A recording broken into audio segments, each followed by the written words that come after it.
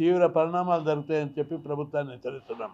ఎక్కడికక్కడ ఆ జిల్లా స్థాయి అధికారులు, కొన్ని మంత్రుల బంధువులకు, పోయిన ప్రభుత్వం లోపల కూడా పెద్ద ఎత్తున అక్రమ పద్ధతిలో ఇప్పుడు ఎలక్ట్రిసిటీ లోపలైతే ఇష్టారీతిని చేశారు. మున్సిపల్ డిపార్ట్మెంట్లో బోగస్ ఉద్యోగులను సృష్టించారు.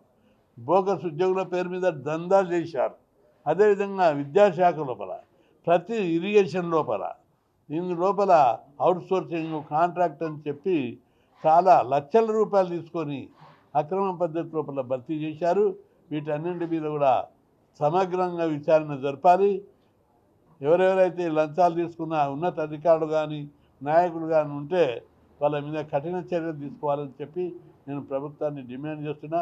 ఒకవైపు నిరుద్యోగ సమస్యతోటి నిరుద్యోగులు ఆత్మహత్యలకు పాల్పడుతున్నారు. ఇంకొక వైపు లక్షల రూపాయలు ఖర్చు పెట్టి పెద్ద 35 ఏళ్ళు అయితే కూడా పెళ్ళిళ్ళు చేసుకోకుండా కోచింగులు తీసుకొని వాళ్ళు జాబ్ల కోసం ఎదురు చూస్తున్నారు. టాలెంటెడ్ పీపుల్కి ఏమో జాబులు రావడం లేదు. పోటీ పరీక్షలల్లో దొడ్డిదారిన డబ్బులు ఇచ్చి అక్రమ పద్ధతి లోపల లక్షల రూపాయలు తీసుకొని అనామకులకు, అనర్హులకు జాబులు ఇచ్చి ప్రభుత్వ యంత్రాంగాన్ని నిర్వీర్యం చేస్తూ భ్రష్టు పట్టిస్తున్నారు. ఇది రాజ్యాంగ విద్రోహం. రిజర్వేషన్లకు ఇవ్వకపోవడం ఒకటి, రాజ్యాంగ విరుద్ధంగా భర్తీ చేయడం ఒకటి, ఇట్లా అనేక రకాలుగా అక్రమాలకు పాల్పడుతున్నటువంటి దీనిపై విచారణ జరిపించాలి. బాధ్యులు ఎవరైతే లంచాలు తీసుకున్నారో వాళ్ళను కఠిన చర్యలు తీసుకోవాలని చెప్పి నేను ప్రభుత్వాన్ని డిమాండ్ చేస్తున్నా. దాదాపు 5 లక్షల మంది ఉద్యోగులు అవుట్సోర్సింగ్ కాంట్రాక్ట్ ఉన్నారు.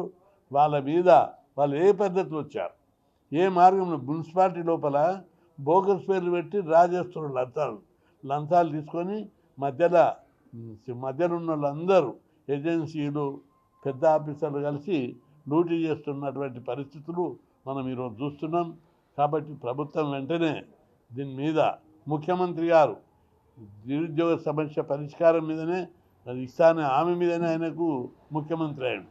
ముఖ్యమంత్రి దీని మీద ప్రత్యేక శ్రద్ధ తీసుకోవాలి నిరుద్యోగ సమస్య పరిష్కారం కోసం. లేని పక్షం లోపల పెద్ద ఎత్తున ఉద్యమాలు చేపట్టవలసి వస్తుందని చెప్పి హెచ్చరిస్తున్నారు.